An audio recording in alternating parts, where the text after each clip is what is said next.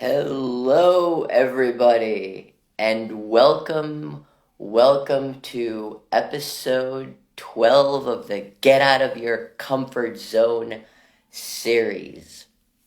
I am so excited for our guest today. Her name is Rochelle, and she is based in Miami, and she has had an extraordinary life. And there she is. Hello, Rochelle. How's it Good going? morning. Good, Good good. So far, so good. morning. It's a beautiful day, and we're here. Yes. Thank you so much for making the time. And thank you so much to the audience for tuning in.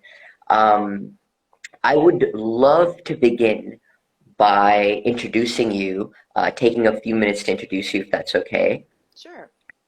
So, Rochelle grew up in North Miami with a Jewish heritage, spent time close to the water growing up. Her and her family, traveled, sort of frequently. As a child, she spent quite some time traveling through the Caribbean, Mexico. In high school, she spent a semester in Israel. And then in college, she spent a semester at sea.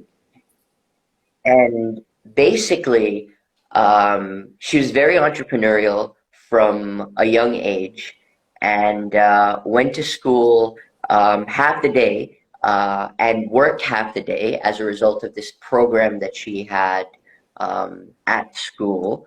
And as a result of it, she discovered the world of optics.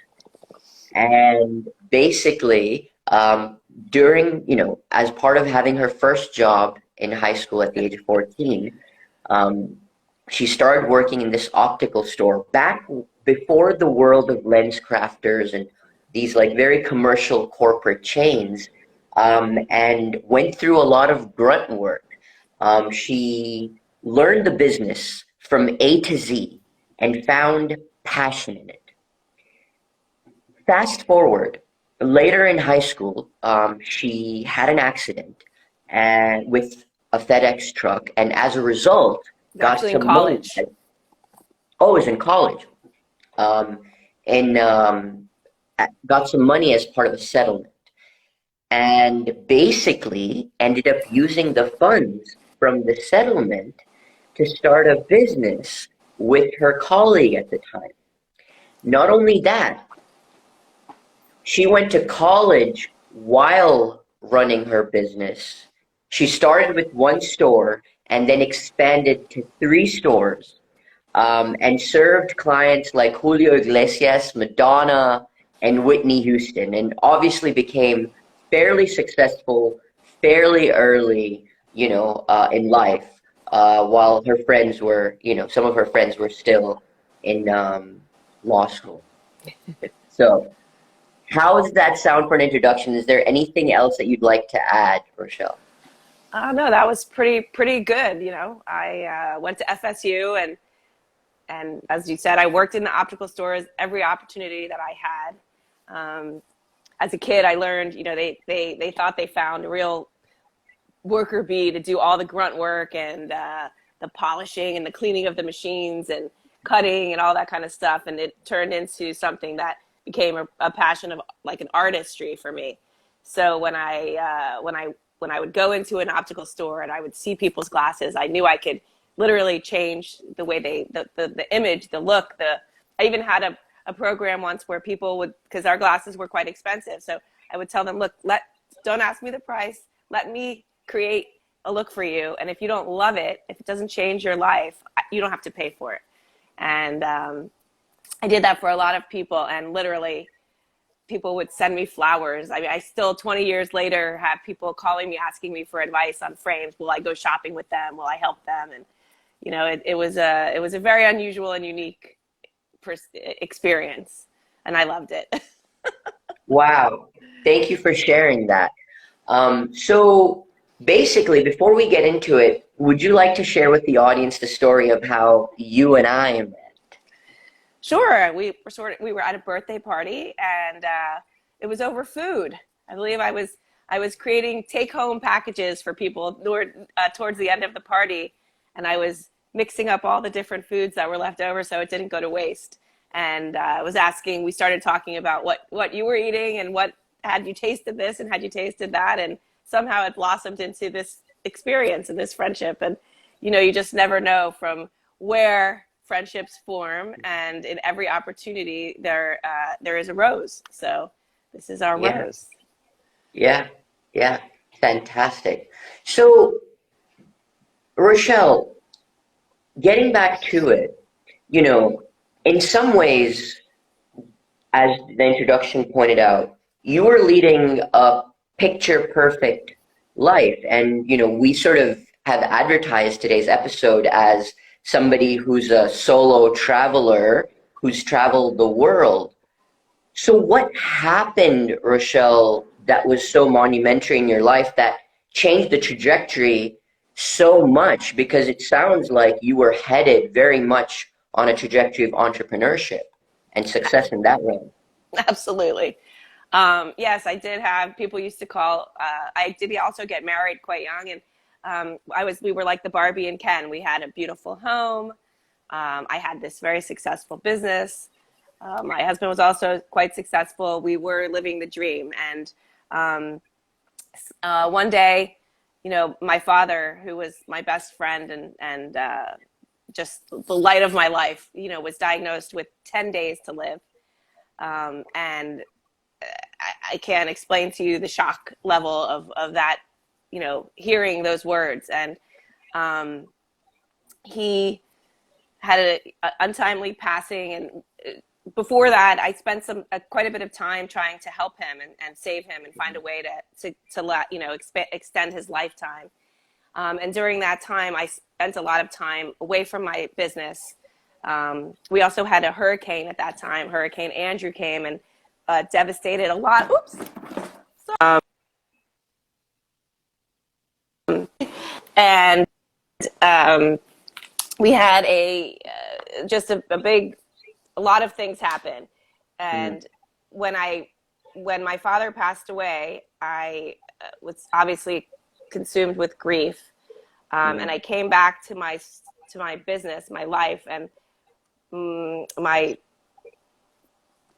marriage was kind of falling apart. My partner was mm. stealing from me, and my father had just passed away, and I was crushed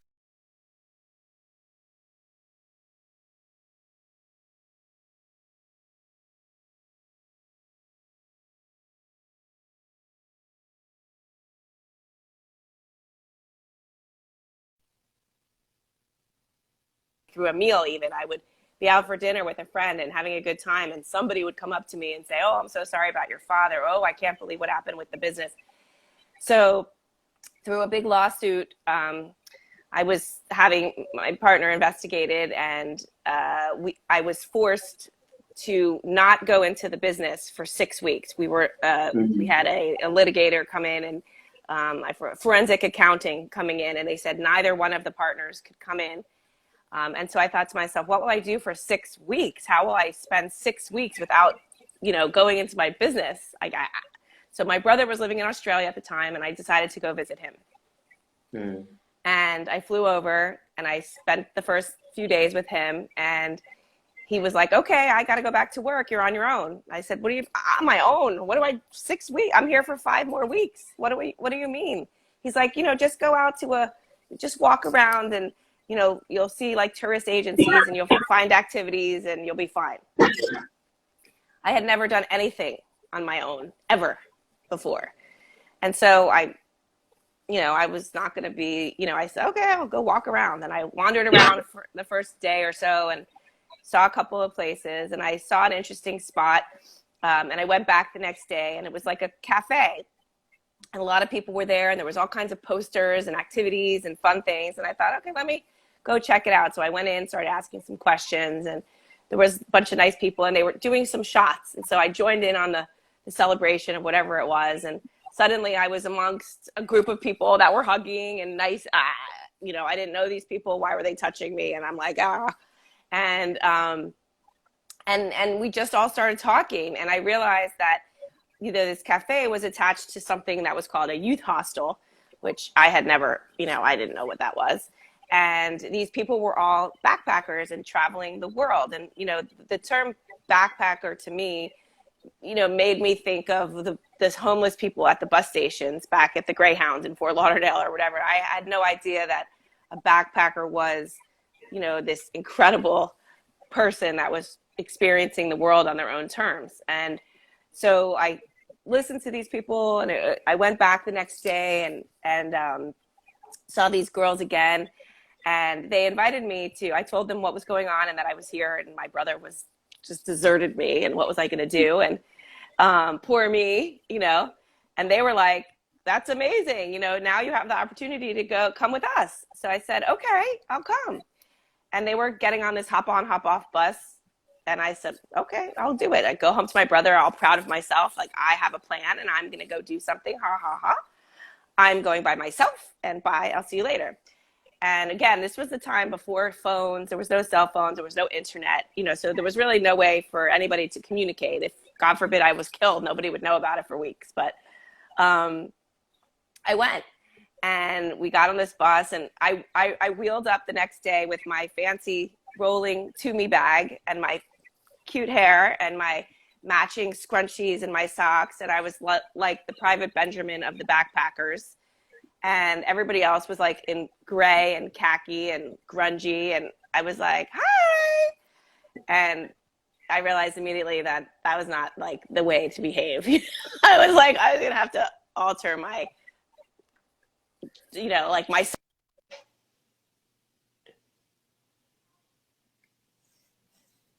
I got on the bus and I just kind of started observing, and I was just sort of taken aback by the introspect and the people and what they were talking about. And I really had no idea. These were such intelligent people, and they had such life experiences, and it was so incredible. And they had this sense of the world that I had never seen before. And they weren't homeless people. They were people from all walks of life. They were families. They were college graduates. They were students. They were people taking a gap year. There were people who had just been in the army, people who had life near-death experiences, and everybody was out there seeking something different.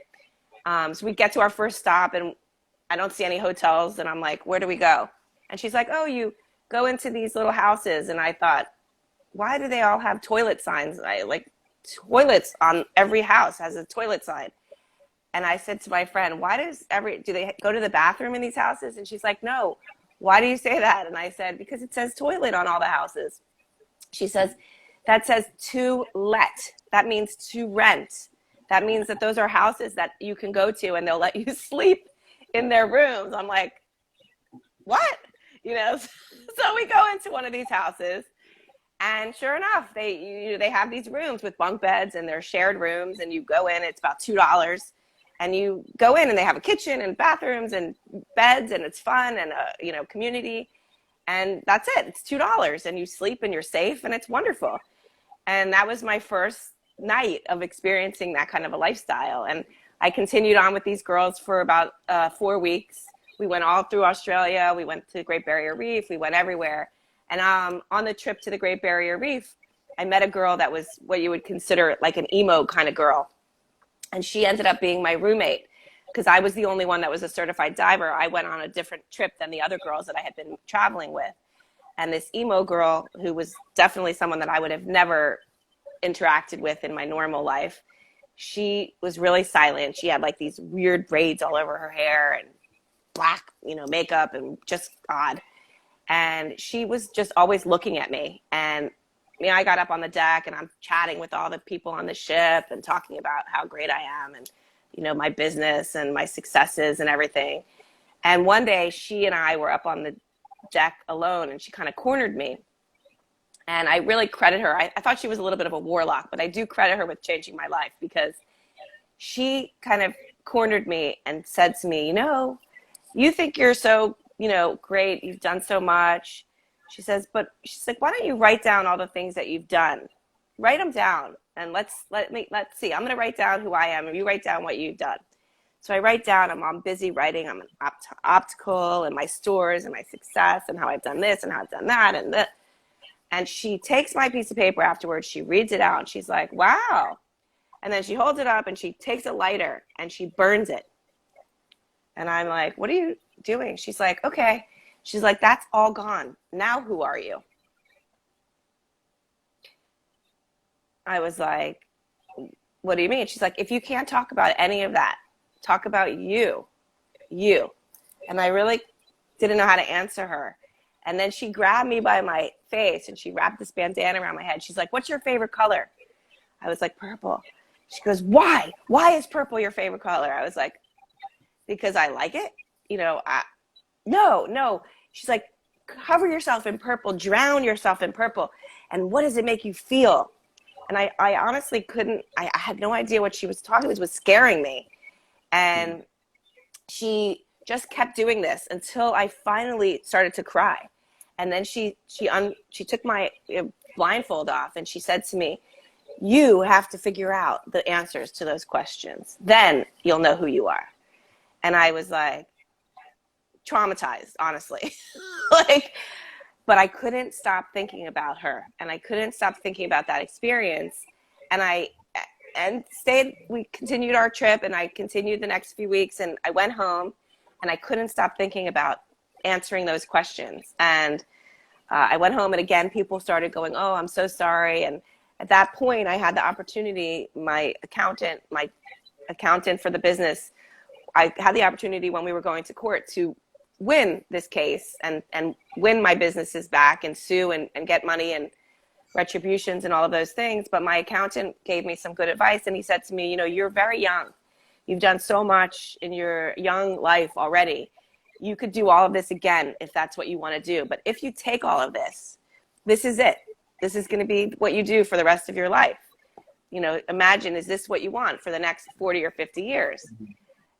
I was like, no, I don't think so. And so I ended up selling the business to a bigger corporation that came in that was going to fund my stealing partner. And I got divorced and I was suddenly free. And as a matter of fact, this is something you don't know, but I was living in a penthouse apartment and somebody came and knocked on my door wanting to buy my apartment in cash, including all my furniture. And I was like, what? And I thought to myself, this must be the universe telling me, it's giving me every opportunity to go on a trip and explore and find myself. And so I started to say to people, well, I'm going to go backpacking around the world. I met these people when I was over in Australia, and that's what they were doing. I'm going to do it. It seems amazing. And people were laughing at me. They were like, you're never going to do that. You're going to go from, Hyatt to Hyatt maybe, or Ritz-Carlton. I'm like, no. I'm seriously going to backpack. I'm going to stay in these things called youth hostels. And it's like $4 and $2 and $5. And they're amazing. And people were just like, you're never going to do that. I'm like, yeah, I am. So a few weeks later, I heard more people coming up to me for the first time in like a year saying, instead of saying, oh, I'm so sorry about, your husband, or I'm so sorry about your business, or I'm so sorry about your father, they say, I heard you're going backpacking around the world. Is that true? I'm like, yes, it is. And for the first time, I felt joy. And I was like, wow, I'm going to do this. And then I realized I better start planning this trip because I was going to have to live up to what I was saying. And so I started planning this journey out, and I had it all planned and figured out, I was going to go for 1 year, thinking that I probably wouldn't really make it for a year because it was kind of not my thing. I didn't know what to do and how to do it, but I was going to figure it out. And so off I went. And actually about a couple of weeks before my journey, my best girlfriend had an incident. She wasn't getting along well with her boyfriend, and her car got stolen. And so suddenly she was going to get a check from the insurance company for around $18,000. And she called me up and she was like, are you really going to go on that trip around the world? And I said, yeah. She's like, do you think if I have 18,000, can I come with you? And I said, come on, pack your bags, come on down. And she came down and we started planning, and I showed her what what we were doing and what I was planning. And she was like, I'm in. And she's like, I don't Wow. know, what, but I'm in. So if I may, I want to like call attention to something that you said earlier, which was you were talking about when you were in Australia and your brother deserted you. I didn't realize that until that point, you had never really wandered alone. You were used to being in company and exploring in company. Additionally, when you were talking about, your friends kind of dismissing you by saying, oh, you probably, just jumped from Hyatt to Hyatt, and also earlier how you showed up in a $600 piece of luggage, how, that you were stereotypically this Jewish American princess. For those of you Oh, who don't know, JAP is an acronym that you can look up, and I am the epitome. I arguably. was the epitome of the Jap. My nickname actually became the Jap Packer instead of the backpacker. Yeah, Jewish American princess who'd never wandered alone, right? Who like stepped out of her comfort zone and like, went with these Australian backpackers, changed her whole mentality on backpacking, right? And now at this point, you had not met a lot of women traveling alone. And you'd essentially be carrying your whole life in your backpack, right? So how, I'm just curious because you said something earlier about the universe and how it, had your back. Um, I think there was something very interesting you said about, sort of the universe always providing, and I'd love for you to share that again. So once I started, so originally my plan was I started in Europe because I was comfortable in Europe. I Yeah, had gone there during college years and I had met some people, and through my other experiences in travel with high school in Israel and also with the semester at sea. And I had also done like a Kontiki summer tour one time where I mhm, went like to 26 countries in 25 days or something ridiculous like that, or 30 days. Um, Met a lot of people from different places, and some of my friends were doing programs abroad, and so I planned my first couple of months, and also Susan my friends had a few friends also in Europe, and so we planned our first few months basically hopping from friend to friend and country to country throughout Europe, right, and yeah, it was a very familiar feeling. It wasn't really backpacking yet. It was very familiar. We were staying in people's nice apartments and most of the time, and going out to dinners, and people were treating us because we were, on a budget, and yeah, we were still having kind of a parallel life to how we lived in America. And then we went over to like Western, where I went to Romania, and it was obviously a bit rougher there, and even in some, it was still Yugoslavia at the time, but we went over to some of those areas which were not as posh, but still clean and upkept and sort of easy, although less expensive than other places. My second stop was Africa, and the way that I planned Europe and Africa was I decided to go to the two most expensive continents first, and then see how much money we would have left, to do the rest of the world per se. And what I realized in Africa was, I think I even realized it a little earlier, but I started to see it in Europe when I was traveling through once I got into the hostel world. And there's this kind of a parallel world that flows next to the fancy tourist, and then there's a tourist, and then there's a traveler. And once you sort of peek into that traveler flow, there's this incredible world and this river of energy and universe flowing like you cannot even imagine exists. And it's right there, right next to everyone else. But unless you tap into it, you have no idea it exists. And you once you're in it, your mind is like, what? Like, how is all of this happening for me? Everywhere, everything is opening, every door is opening, every experience is here, and I can do it all. And it's not expensive, and you don't need a lot of money, and you just need to be smart about, looking out for yourself and a little bit of planning and talking to people and trusting yourself to know who to trust when you're, to know who you can and can't trust. Because there definitely are, good people and bad people everywhere. But once you're in that flow, the universe provides, and the most incredible gifts and experiences. And through one person, you meet others, and every person you talk to opens a new door. And throughout the beginning of my travels, as I met people, we would write in journals, and we would take notes of people's addresses and phone numbers. And people were starting to get email addresses at this time, but the internet cafes were sort of few and far between. But you would stay in touch, and people would say, oh, if you're coming to Australia, or, stay with my family, even if I'm not there, I'll call me and let me know, and my mother will host you, or my sister will host you, or my cousins live in Timbuktu and they'll take you, or Botswana. I have the best friend who has a game ranch there, or Sri Lanka, you'll come, you met my daughter and she's getting married next year, come to the wedding. All of these things happen. And if you say yes, the world opens for you. Yeah, that's amazing. So you're in Europe, with your friend, and you're traveling through Europe, and it's in a sense, like you said, getting your feet wet, and then it's time to go travel to the African continent, right? So tell us about, where you land in Africa at first, and basically, what happens with you, your travels, and your friend. Paint us a picture.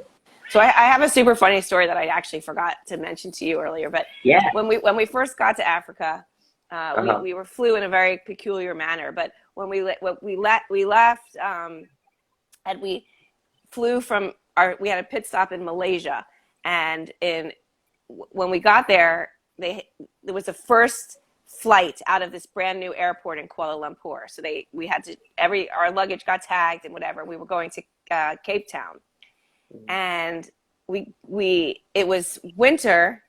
It was summer in Malaysia, and it was winter in Cape Town. But we didn't really realize that it was the other, and we didn't think it got that cold. So we were wearing kind of like long like capri pants and t-shirts, and we get on the plane and we get to Africa. And they tell us when we get there that all the flight's luggage is gone. It all got tagged and got sent to a different airport, and we had no luggage. And we were like, but like all of our safari clothes that we had bought, our like special gaiters for our legs, and all of our stuff was in our bags. And we were like, our safari was leaving in a couple of days. So my friend and I look at each other. We were like, what do we do? And so they gave us each like $50 equivalent. And they said, you could go buy some, toiletries and new clothes. We should have your clothes in a couple of days. So we look at each other and we're like, let's go have like the best dinner. There's nothing we can do, like, let's just go eat at the best restaurant and we'll get drunk or something. And we won't worry about this. So we go out. Oh, and and it was freezing outside. So when we got off the plane, so we grabbed a bunch of the blankets off of the airlines, the Malaysian Airlines. We grabbed a bunch of blankets, and I took a pair of scissors, and we made like a poncho out of a top, and we made like wrapped around the thing like a towel out of the shower underneath, and we put the poncho over. We looked like ridiculous purple dressed dolls. And we go to like the nicest restaurant in Cape Town. It was called Panama Jack's in the waterfront. And we're dressed like these moronic dolls, twins. And we're laughing our ass. We had wine and abalone. We were eating, we were drinking. We didn't care. We were loud. And there was this table of 4 women sitting next to us. Or not quite next to us, but close. And in some part of the conversation, I heard them make a toast to Miami. And I was like, I heard Miami. And of course I jump up and I'm like, Miami? Did you say Miami, like Florida? And they were like, yeah. And they're very proper South African. Well, yes, we did say Miami. And I was like, oh my God, we're from Miami. Where are you going? Forgetting that I was dressed like a moron, like completely forgetting how I looked. And I said, we're from Miami. Where are you going? And she says, my daughter got a contract modeling and she'll be on South Beach. I was like, oh, my mom lives on South Beach. You have to visit her. She lives on Fisher Island. Oh my God, you have to go. And She'll take care of you. Take a pic. I'm like, get your camera out, take a picture of us and show my mom when you get there. And she will do anything for you that you met me in Africa. You have no idea. And they're looking at me like, we don't want to know you and we don't want to know your mother. And I was like, you know, I couldn't stop. And we ended up like sitting next to them and talking and talking and talking. And into the conversation, they obviously realized that, you know, we were not as weird as we looked. And the mother finally, it was the mother and 3 daughters that was having the dinner.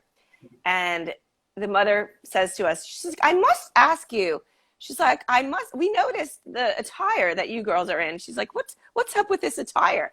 And we were like, oh my God, we forgot. Like, we didn't even know, but the airlines lost our luggage and we're here and we're going on the safari and we have no clothes. And she was like, oh, you mustn't.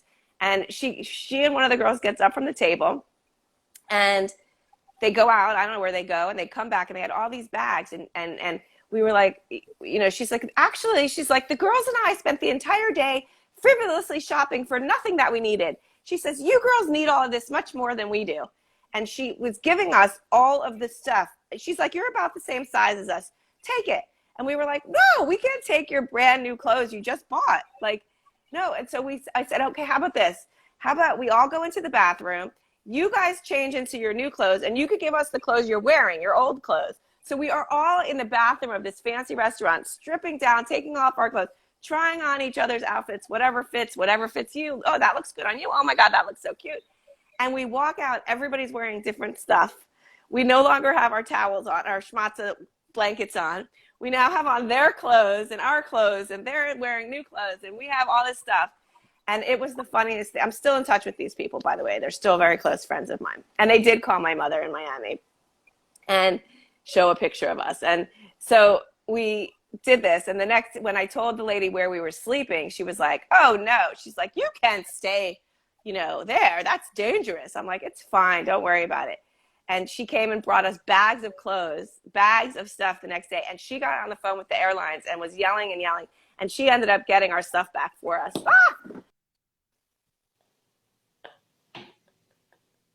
I'm sorry. That's okay. That's okay. That's okay. Wow, what a fantastic little tangent and an amazing Sorry. story at that. No, no, no. It's fantastic.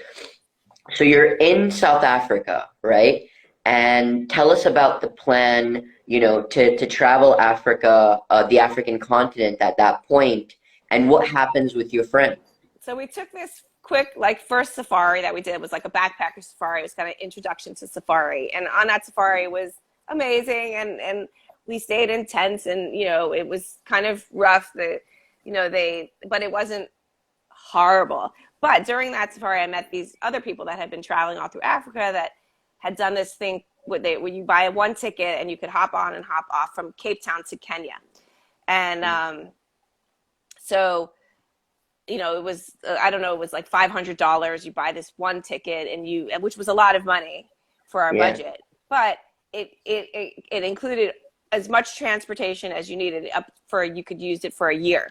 So you could literally get everywhere all throughout Africa. And it was safe, and you didn't have to worry about like the bus, you know, taking buses or, you know, little things that who knows how they worked and who would be on them. So we decided we bought the first leg of it, and we got into this thing, and it was kind of like being in the Army, and it was very rough, let's say the least. The accommodations, the ride, and I was like, okay, there was one roll of toilet paper that the driver would let everybody on the thing use. And we were like, why can't we just each have our own roll of toilet paper and go when we want? Why do we have to wait until the next person? I have to go now. I don't want to wait until 3 people come back from the toilet, the woods. And so we ended up all buying our own rolls of toilet paper. But it was things like that where they were kind of very weird and strict on their rules and how to do things. And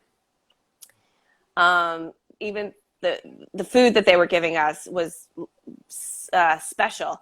And I went and said I was a vegetarian, and I would like hoard tomatoes out of the dinner things to put in my tent because that was the only thing I would eat. I wasn't sure what they were giving us.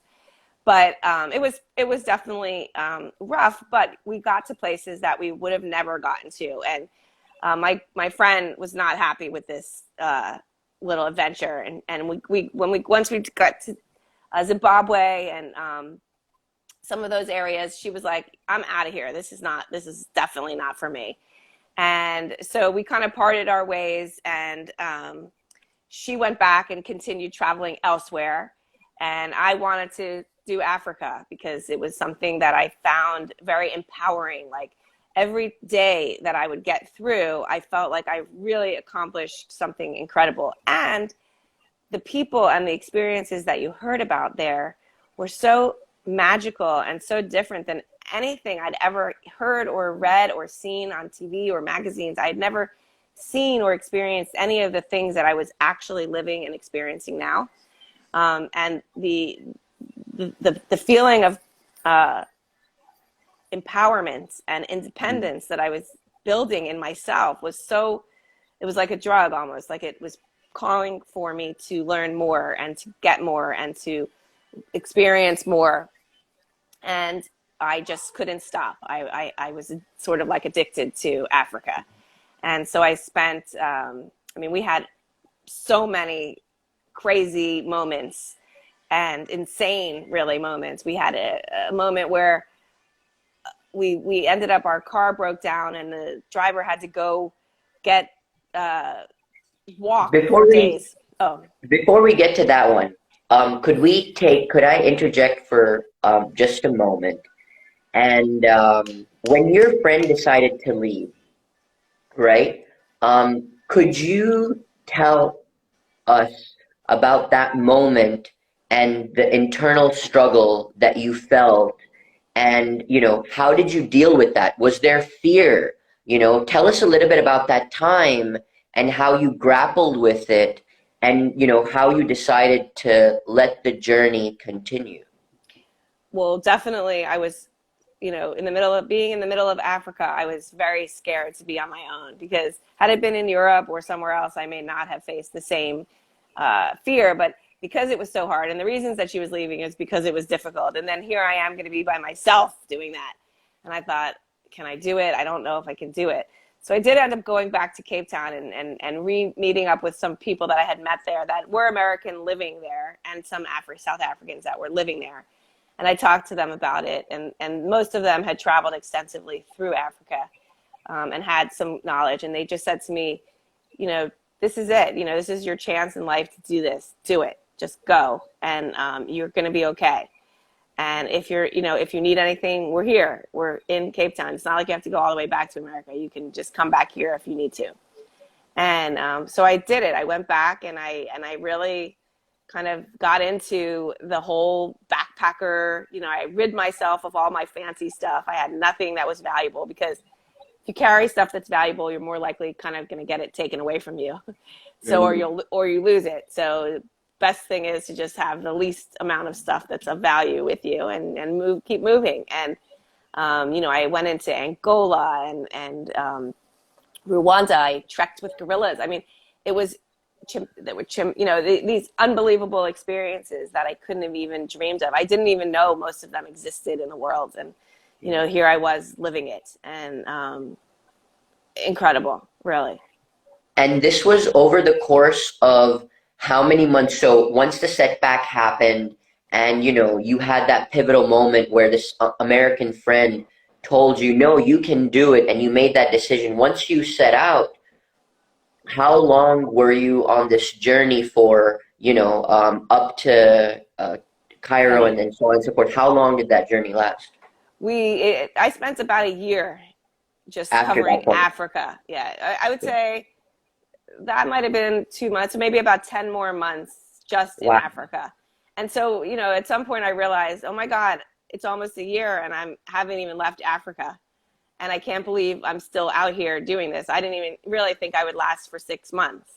And I was still doing it. I still had money. I barely spent, any money because, like I said, this universe, this river, this flow that was created by me and the universe was so bountiful, and the experiences that it led me to were just one after the other, more incredible and incredible and incredible.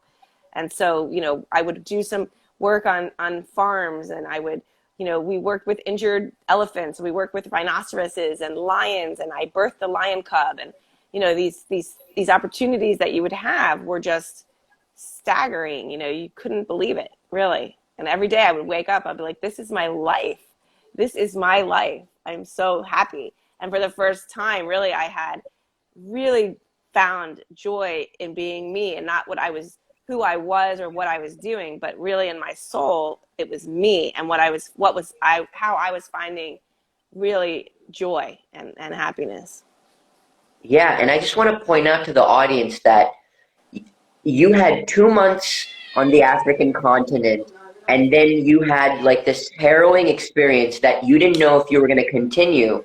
And then you end up continuing for 5 times the amount of that time, 10 more months, and just losing yourself in the universe, and finding so much joy that I feel like, a part of me has traveled back in time to be with you in that moment. And like, if life from that moment on sucks, It you doesn't have the matter. memory of this amazing time that you can keep tapping into, right? Absolutely. 100%. I always say that. I'm always like, you know what? If I ever get sad or anything, all I just do is close my eyes and think of a day in my life at that time. Any moment. Not every moment, but most of the moments were incredible. Wow, wow. So basically, you shared with us how you helped to birth a lion. You saw these the famous gorillas in Rwanda. I think they're called the The silverback. silverbacks. Uh-huh. Silverback. Tell us some of the other highlights of just, the fascinating sights and experiences that you had, whatever comes to mind. Um, in Ghana, I got to spend some time in like a tribe where, there was nothing, no electricity, no mirrors, no running water. You had to go to the river and collect water in buckets and carry it back. And they put we put mud on our skin and to cover from the sun. And, it was Wow. mind blowing. You live from the earth. The only thing is from the earth. Every single thing you get, you grow your own food, you kill Yeah. your own animals, you take care of everything from the earth. And it was incredible. I was with the Maasai. I saw the Great Migration in the Masai Mara, and the animal, like just the incredible magnitude of nature. Yeah. And it was reminding me that I lived on a planet, like a Yeah. real, like Earth was a real planet, and it wasn't just a big city. And Yeah. you got to see life in its most raw form, Yeah. and nature in its most raw form, and how it's supposed to work, and how nature is when it's, when you live in nature. Yeah. And it was incredible. I mean, everything, and the ancient lives, in Egypt and in Morocco, and you see history, and you understand that they had all these incredible technologies way before computers. They were able to do a lot of the things that we think is amazing now through technology, but they also Yeah. did things like that based on whatever they knew. Um, and just, it's so hard to explain how Yeah. incredible traveling is, and how empowering it is to do it alone. As a Um, woman. as a woman, I guess. I mean, I don't know what it's like to do it as a man, but doing things alone afforded me so many invitations that I would never have received had I been with another person. Um, you know, if I was with somebody, number one, I wouldn't have talked to as many people as I did, because I would have had somebody to be talking to all the time. And you walk into some place and you kind of, instead of feeling like a loser that I'm alone, I felt empowered that I had the opportunity to talk to anybody that I wanted to. And it's a real shift in your paradigm and how you live your life. Yeah. And do you feel as though in this journey, where you lost yourself, that in that moment, throughout that time, or even after in your life now, when you have problems, right, that you grapple with, does it help you sort of put things into perspective based on how you saw, the Masai Mara live, or the people in Ghana live? Oh, Talk to us absolutely. a little bit about that wisdom that you gained? I mean, most of my friends will tell you I'm the one who, never gets upset or nothing gets in my way. And I mean, I do get upset, but nothing really stops me. I don't, when I feel a struggle, I find a way around it. I'm the go-to person for solutions, for sure. Um, I can think fast because of all of these experiences, because you're put in situations that you can't even fathom.